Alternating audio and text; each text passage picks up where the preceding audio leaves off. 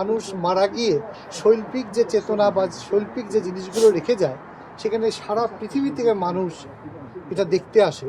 এর নাম হচ্ছে পার ল্যাশেস।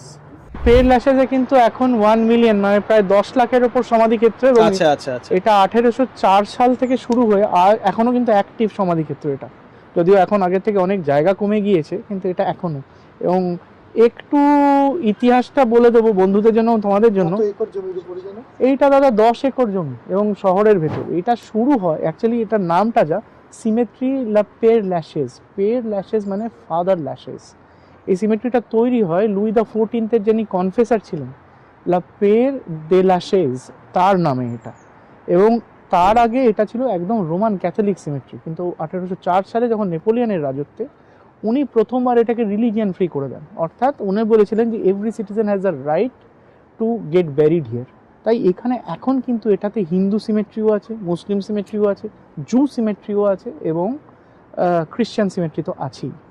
আর এটা আরেকটা যেটা সব থেকে বড় কথা, এই পের ল্যাশেস হচ্ছে ফ্রান্সের প্রথম পাবলিক সিমেট্রি।